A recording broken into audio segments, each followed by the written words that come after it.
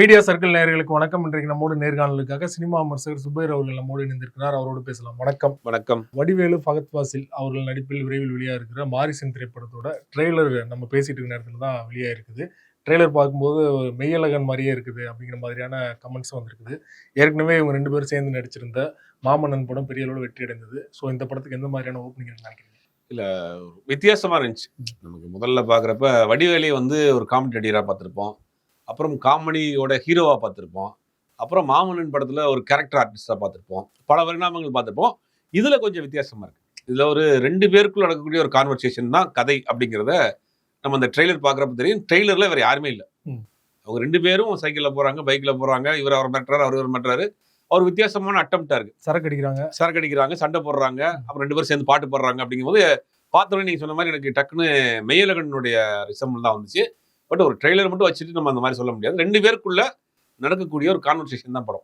அந்த அட்டம்ப்டே எனக்கு தெரிஞ்சு புதுசாக இருக்கு. வடிவேலி இப்படி ஒரு பாயிண்ட் ஆஃப் வியூல யோசிச்சார்ல சுதீஷ் சங்கர், அது ஒரு பெரிய விஷயம். 2வது, கிட்டத்தட்ட 98 படங்களுக்கு மேலே ப்ரொடியூஸ் பண்ண சூப்பர் குட் ஃபிலிம்ஸ் அவர்கள் ஒரு கதையை தேர்ந்தெடுக்காருன்னா ஆர்பி சௌத்ரி மாதிரி ஒரு கதை செலக்ட் பண்ணுற நாலேஜ் உள்ள பர்சன் யாரும் கிடையாது. இல்லாட்டி இவ்வளோ படங்கள் பண்ணியிருக்க முடியாது. வேறு ஒரு இண்டஸ்ட்ரியில் குட் நைட் மாதிரியான ஒரு ப்ராடக்டை டீலர்ஷிப் எடுத்து வேற பிஸ்னஸில் இருந்தவர் திடீர்னு இதில் ஒரு சினிமாவில் என்ட்ரி ஆகி அது ஆரம்பத்துலேருந்து பார்த்தீங்கன்னா நிறைய புதுமுக இயக்குநர்கள், நிறைய புதுமுக டெக்னீஷியன்ஸு, வித்தியாசமான கதை அம்சம். ஒரு நிமிட்டுக்கு மேலே அவர் படம் பண்ண முடியாது. அதனால தான் 98 99 படம் பண்ணியிருக்காரு. 100வது படம் பெருசாக விஜய் வச்சு பண்ண ஒரு ஆசையில் இருந்தார். அது என்ன நிறைவேறுதா என்னங்கிறது தெரியல. ரொம்ப நாளாக ப்ரொடக்ஷன் ஸ்டாப் பண்ணியிருந்தாங்க. அப்போ ஒரு நல்ல கதை அவருக்கு வந்திருக்கு அப்படின்றதுனால தான் அவர் இறங்கியிருக்காரு. அதுவே முதல்ல படத்துக்கு ஒரு நம்மளுக்கு ப்ளஸ் ஒரு நம்பிக்கையை கொடுக்குது. சூப்பர் குட் ஃபிலிம்ஸ் இவ்வளோ நாள் கழிச்சு ஒரு படம் பண்ணுறாங்க, ஆர்பி சௌத்ரி இந்த கதையை தேர்ந்தெடுத்திருக்கிறாரு அப்படின்னா இந்த படத்தில் ஏதோ இருக்குது அப்படின்னு ஒரு நம்பிக்கை இருக்குது. 2வது, இந்த combination Vadivelu plus Fahadh Faasil combination ஒரு வெற்றிகரமான ஒரு காம்பினேஷன் மாமன்னனில் பார்த்துருப்போம். அதே காம்பினேஷன் இப்போ இதில் பண்ணுறாங்க. ஏற்கனவே தெரியும் ஃபகத் ஃபாசிலுடைய ஆக்டிங் தமிழ்நாட்டுக்கு ஓரளவுக்கு பழகிருச்சு. அப்படிங்கும்போது இவருக்கு 2 பேரும் சேர்ந்து ஒரு படம் பண்ணுறாங்க. அது ஒரு பழைய பாட்டு ஸ்டைலில் ஒரு பாட்டு வருது, ஒரு ஏதோ கிராமத்தில் சைக்கிளில் போகிறாங்க அப்படிங்கிற நிறைய விஷயங்கள் இருக்குது. ஏதோ ஒரு விஷயம் படத்தில் இருக்குது அப்படி. ஏன்னா வடிவேல் கதாநாயகன் நடித்து ஒரு மன்னர் காலத்து படம் பீரியட் படமும் பார்த்துருக்குறோம்.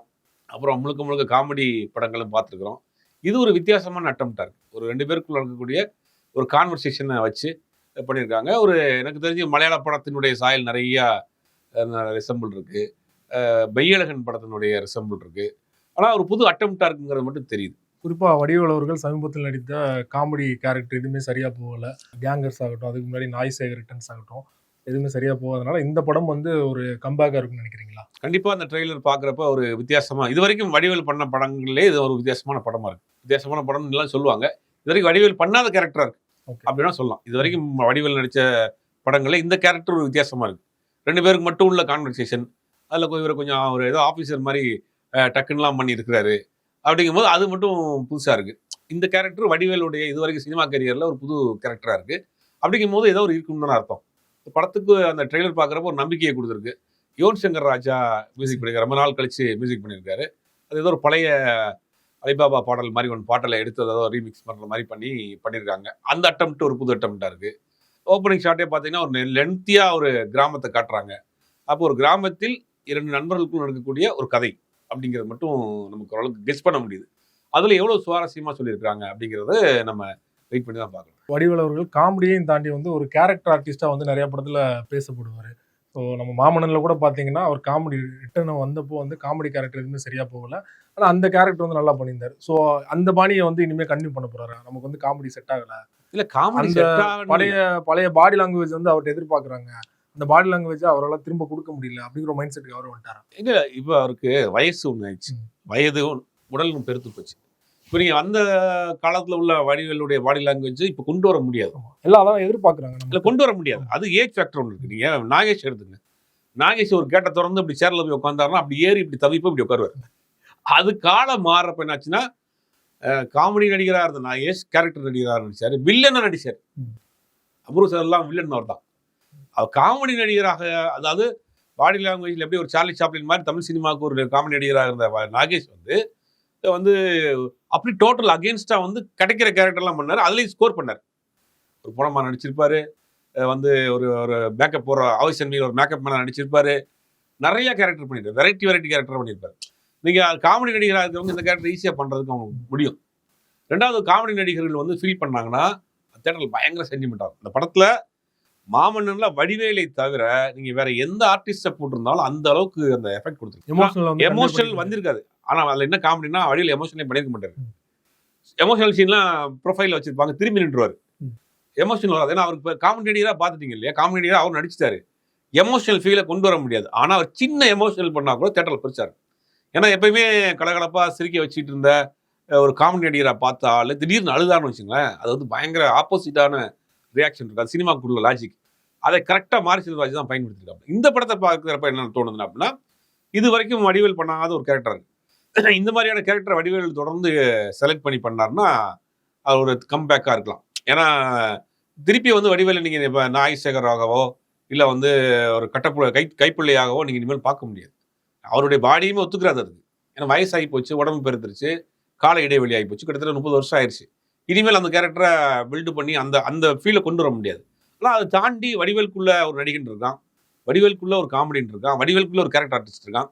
அதை பயன்படுத்தி இந்த மாதிரி வித்தியாசமான கதைகள்லாம் பண்ணாங்கன்னா வடிவேல் தொடர்ந்து பிஸியாகவே இருக்கலாம். குறிப்பா அவர் வந்து கிட்டத்தட்ட ஒரு 5-6 வருடங்கள் ஒதுக்கப்பட்டதுக்கு காரணம் வந்து அரசியல், பட வாய்ப்புகள் அதெல்லாம் தாண்டி இல்லாததுக்கு காரணம். அதெல்லாம் தாண்டி வந்து பெர்சனலா அவர் வந்து அவர் கூட இருக்கவங்களே மதிக்கல அப்படின்னு நிறைய பேர் பேட்டிலாம் கொடுத்து பார்த்துருக்கோம். என்னைக்குமே வடிவேல் அவர்கள் திருந்த மாட்டாரு, கரெக்டா ஷூட்டிங் ஸ்பாட்டுக்கு வர மாட்டாரு அப்படிங்கிற மாதிரியான விமர்சனங்கள் தொடர்ச்சியா வந்துட்டு இருக்கு இல்லையா. இப்போ கம்பேக் கொடுத்து நடிச்சிட்டு இருக்காரு 2-3 வருடம். அதெல்லாம் மாத்திக்கிட்டாரு. அப்போ இல்லை மாற்றிக்கிட்டதுனால தானே பெரிய பெரிய சூப்பர் குட் மாதிரி நிறுவனங்கள்லாம் கமிட் பண்ணியிருக்காங்க. சூப்பர் குட் பண்ணுறாரு. சுந்தர்சி கூட அவருக்கு சின்ன ஒரு பிரச்சனை இருந்துச்சு, அதை சரி பண்ணிட்டாரு. காலங்கள் எல்லாத்தையும் மாற்றிட முடியாது. அப்போ உங்களுக்கு அது பிரச்சனையை சரி பண்ணதுனால தானே அவர் உள்ள என்ட்ரி ஆயிருக்கிறாரு. சங்கர் கூட ஒரு பிரச்சனையா இருந்துச்சு, ஏற்கனவே தெரியும். அது பெரிய பிரச்சனை ஆகி அதனால தான் ரெட் கார்டே கொஞ்ச நாள் போட்டிருந்தாங்க. அப்போ எல்லாம் கடந்து வந்துட்டார். ஒரு பெரிய அனுபவம் கற்றுக் கொடுத்துருக்கும் இல்லையா பாடத்தை. அதனால சரி செஞ்சுக்கிட்டு அடுத்த லைனை ஸ்டார்ட் பண்ணார்னா அவர் நாகேஷ் கடைசி காலங்களில் என்னென்ன மாதிரியான ரோல் பண்ணாரோ அந்த ரோல் பூராமே வடிவேல் பண்ணலாம். ஏன்னா எல்லா கெப்பாசிட்டியும் இருக்குது. இதே மாதிரியான கேரக்டர் தேர்ந்தெடுத்து பண்ணார்னா ஒரு பிஸியான நடிகராக வடிவேல் சினிமாவில் வரலாம். அவருக்கு அதுக்குண்டான எல்லா பொட்டன்ஷியலும் இருக்குது. இந்த பார்க்குறப்பே இது ஒரு காமெடி ப்ளஸ் ஒரு ஃப்ரெண்ட்ஷிப் எல்லாம் கலந்த ஒரு கேரக்டராக இருக்குது. இது வித்தியாசமான, இது வடிவேல் பண்ணது வரைக்கும் பண்ண படங்கள்லேயே பண்ணாத ஒரு கேரக்டராக இருக்குது. இதை மாதிரி செலக்ட் பண்ணி பண்ணார்னா கொஞ்சம் நல்லாயிருக்கும். குறிப்பாக தமிழ் சினிமாவில் வடிவேல் அவர்கள் ஒதுக்கப்பட்டதுக்கு அப்புறமா காமெடியன்ல வந்து சந்தானம் ஆகட்டும், சூர்யா ஆகட்டும், யோகிபா வரைக்கும் எல்லாருமே வந்து ஹீரோ ஆயிட்டாங்க. தமிழ் சினிமாவில் காமெடிக்கு பஞ்சம் இருக்குது அப்படிங்கிற ஒரு சுச்சுவேஷன் தான் இன்னும் தொடர்ந்துட்டு இருக்கு. பெரிய பஞ்சம் இருக்குது, அதெல்லாம் மாற்று கருத்தே கிடையாது. தமிழ் சினிமாவில் காமெடிங்கிற பேரை சில பேர்லாம் கொண்டுகிட்டு இருக்காங்க. அவங்களுக்கு ஹீரோவாக போயிட்டாங்க. அதான் பெரிய காமெடிங்கிற பேரில் அவங்களாம் சொல்லி அவங்களா சிரிச்சுக்கிடுவாங்க. பாடி வாங்க வச்சு வராது. 7G ரெயின்போ காலனியில் சொல்ல உனக்கு தான் எதுவுமே வரலையடா அப்படின்னு. அந்த மாதிரி இவங்க காமெடி, இவங்க மூஞ்சியை பார்த்தாலும் காமெடியாக இருக்காது, இவங்க பாடி லாங்குவேஜும் காமெடியாக இருக்காது, இவங்க டைலாக் டெலிவரியும் காமெடி. ஆனால் அவன் காமெடி ஆர்டிஸ்ட் நடிச்சிருந்தாங்க கொஞ்ச நாள். ஒருத்தர்லாம் பார்த்தா வில்லன் மாதிரியே இருப்பாப்புல ஆளு, ஆனால் அவர் காமெடி ஆர்டிஸ்ட் பல படம் வச்சிருந்தாங்க. ஏன்னா டேரக்டர் ஒரு ஃப்ரெண்ட் போல. அவங்கள இப்போ எங்கே தெரியல.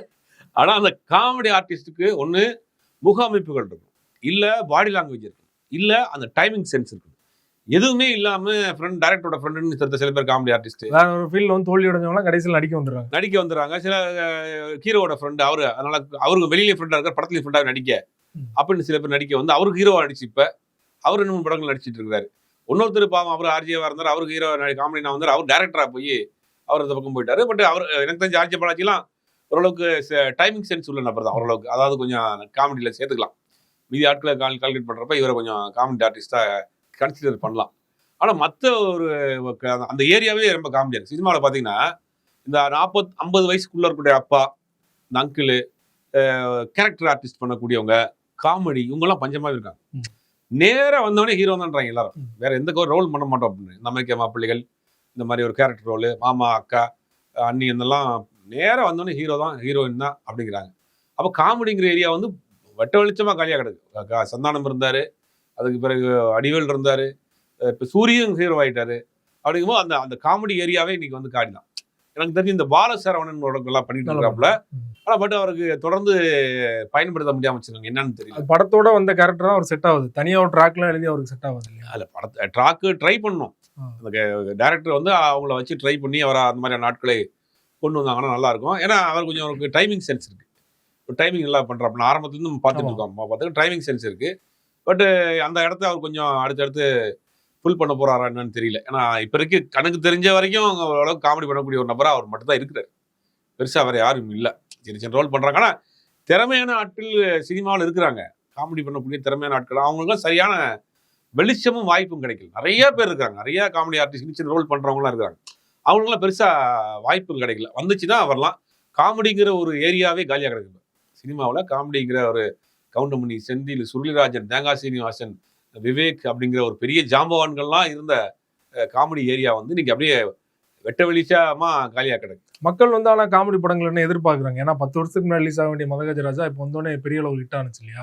ஸோ மக்கள் வந்து காமெடி படங்களை விரும்புறாங்க, எதிர்பார்க்குறாங்க. சினிமாவே பொழுதுபோக்கு தான். ஒரு ஒரு குடும்பம் வெளிநாட்டுல இருந்து வேற ஒரு நாட்டுல இருந்து அகதியா இங்க வர்றாங்க, வெறும் துணியோட போட்ட துணியோட வர்றாங்க. அந்த படத்தை காமெடி சொன்ன போய் தான் ஓடிச்சு. லவ் ஃபீலிங்கை வந்து காமெடியா ஒரு பாட்டை போட்டு ஆட்டி அதெல்லாம் தியேட்டரே கிளாஸ் பண்றாங்க டூரிஸ்ட் ஃபேமிலி. அப்ப நீங்க எந்த விஷயத்தையுமே நீங்க வந்து ஒரு காமெடியா சொல்றப்ப அது மக்கள் சினிமாவே என்டர்டைன்மெண்ட் தான். 2 மணி நேரம் அவன் படம் பார்க்க போறான்னா 1000 ஸ்ட்ரெஸ்ஸோட போறான், 1000 பிரச்சனையோட போறான். அவங்க அங்கேயும் போய் போன் எடுத்து பார்த்துக்கிட்டு அங்க இருக்க பக்கத்துல உட்காந்து பேசிட்டு இருக்கலாம் கூடாது. அங்க போய் படம் பார்த்தோமா கலக்கலன்னு கொஞ்சம் நேரம் அவனுக்கு வந்து மைண்டை மாற்றி ரிலாக்ஸ் பண்ணிட்டு வரதான் சினிமாவுக்கு போகிறான். அங்கே போய் காமெடிங்கிற ஒரு போர்ஷன் வந்து எப்பயுமே ஸ்ட்ராங்கான போர்ஷன். நீங்கள் எந்த படத்தையுமே காமெடியாகவே ட்ரீட் பண்ணி கொண்டு போயிட்டாங்கன்னா அந்த படம் சக்ஸஸ். இந்த இந்த டூரிஸ்ட் ஃபேமிலியை காமெடி போர்ஷன் தவிர்த்துட்டு படம் பார்த்தீங்கன்னா ரொம்ப ட்ரையாக இருக்கும், ஒன்றுமே இருக்காது படத்தில். ஆனால் அதை ரொம்ப தெளிவாக பிரில்லியண்ட்டாக என்ன பண்ணாங்கன்னா எல்லா எமோஷனலையுமே வந்து காமெடியாகவே கன்வே பண்ணி கொண்டு போயிட்டாங்க. அப்போ காமெடியை மக்கள் ரசிக்கிறாங்க, அதுக்காக ஏங்குறாங்க, அந்த இடத்த எதிர்பார்த்துட்டு இருக்காங்க.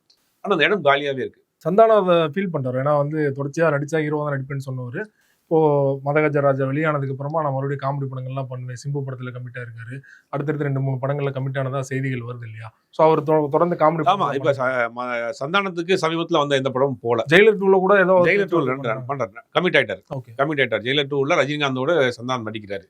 அப்புறம் வந்து சிம்புவோட நடிக்கிறார், அது ஆல்ரெடி ஃபிக்ஸ் பண்ணிட்டாங்க. தொடர்ந்து ஒரு முக்கியமான படங்களை பண்றாரு. அவர் ஹீரோவா நடிச்ச படங்கள் சமீபத்தில் எதுவும் போல. ரெண்டாவது அந்த அளவுக்கு ஈக்குவலான சம்பளம் தர்றதுக்கு தயாரா இருக்கிறாங்க. அதான் மெயின். ஒரு படத்துல சந்தானம் ஹீரோவா நடிச்சு பெரிய ரிஸ்க் எடுக்கிறத காட்டிலும் பெரிய படங்கள்ல அதே அளவுக்கு ஈக்குவலான சம்பளங்களை கொடுப்பதற்கு பெரிய நிறுவனங்கள் தயாரா இருக்கு. ஏன்னா காமெடிக்கு பஞ்சமா இருக்கு. சந்தானம் ரசிகர்களே வந்து சோசியல் மீடியால பூரா போய் தலைவா வாங்க தலைவா அந்த இடம்லாம் காலியா கிடக்கு அப்படின்னு கூப்பிட்டோடனே சந்தானத்துக்கு ரீகன்சிடர் பண்ண ஆரம்பிச்சார். ரைட், ஓகே, நம்ம போனோம்னா அந்த இடத்த திருப்பி அப்படியே தான் இருக்கு போல, யாரும் ஃபுல் பண்ணல, திருப்பி பண்ணுவோம்னு பண்றாரு. அதனால பெரிய படங்கள் நல்ல முடிவு நினைக்கிறேன். எனக்கு தெரிஞ்சு சந்தானம் எடுத்திருக்க முடிவு ரொம்ப ரொம்ப நல்ல முடிவு. தமிழ் சினிமாவுக்கே அவர் நல்ல விஷயம் பண்றாரு. ஏன்னா ஏற்கனவே காமெடி நீங்க பல பேர் கொண்டுட்டு இருக்கிறாங்க, அதை வந்து சரி பண்றதுக்கு சந்தானம் நல்ல முடிவு எடுத்திருக்கிறாரு. ஜெயிலர் 2 பண்றாரு, சிம்புவோட பண்றாரு, ஒன்னு சில படங்கள்லாம் பேசிட்டு இருக்கிறாங்க. அதை தொடர்ந்து அப்படியே பண்ணாருன்னா ஒரு தமிழ் சினிமாவில் இந்த காமெடியனுக்கு ஏற்பட்ட அந்த பஞ்சம் போகும். ஆனால் சிம்பு படத்துல பாத்தீங்கன்னா சிம்பு அவர்களே பேசும்போது இதுல காமெடி ரோல்லாம் பண்ணல, அவரும் படத்துல ஒரு ஹீரோ தான் சொல்றாருன்னா இன்னும் அவர் மாத்தலையா? இல்ல, சிம்பு என்னன்னா அவரு ஹீரோ அடிச்சிட்டு இருக்காரு. தப்பு நமக்காக ஒரு போன் பண்றாரு, அடுத்த செகண்ட் வந்து நின்றுட்டாரு, இதை சொன்னாலும் சரி அப்படின்னு. நம்மளை நம்பி வந்த ஆளை வந்து ரொம்ப ஒரு ஹீரோவா அடிச்சிட்டு இருக்காரு. இப்ப அதை வந்து நம்ம டேமேஜ் பண்ணிடக்கூடாது. இப்போ சத்யராஜ் கவுண்டமணி காம்பினேஷன் பார்த்துருப்பீங்க. அந்த மாதிரி ஒரு காம்பினேஷனா படம் ஃபுல்லா 2 பேருமே டிராவல் பண்ற மாதிரி. சுந்தர்சி படத்துல ஆரம்பத்துல கார்த்திக் கவுண்டமணி, சத்யராஜ் கவுண்டமணி, இந்த மாதிரியான காம்பினேஷன் இருக்கும். தொடர்ந்து படம் ஃபுல்லா வருவாங்க, பார்த்தா 2 ஹீரோ மாதிரி இருப்பாங்க. அது மாதிரி கவுண்டர் மாறி கவுண்டர் பண்ணிட்டே இருப்பாங்க. அந்த மாதிரியான ஒரு கேரக்டர் பண்றாங்க இந்த படத்துல. அது நம்மளால வந்து ஆள் வந்து டேமேஜ் ஆயிடக்கூடாது, அந்த இமேஜை வந்து நம்ம காலி பண்ணிடக்கூடாதுங்கிறது ரொம்ப தெளிவா இருக்காங்க. மற்ற படங்கள்ல இப்போ சூப்பர் ஸ்டார் ரஜினிகாந்த் அப்படிங்கிற மாதிரியான ஒரு பெரிய நடிகரோடு பண்றப்ப அது வந்து ஒரு பெருசா ஒன்றும் தெரியாது. அவரே ஒரு பெரிய இது, அவரோடு சேர்ந்து அப்படியே டிராவல் பண்ணி போறப்ப ஒன்றும் பெருசா தெரியாது. இந்த மாதிரியான படங்களே செலக்ட் பண்ணி சந்தானம் நடிச்சாருன்னா அவரும் திருப்பி வரவுண்டு வருவார். ரொம்ப நன்றி. நேரத்தை பல்வேறு தகவல்களுக்கு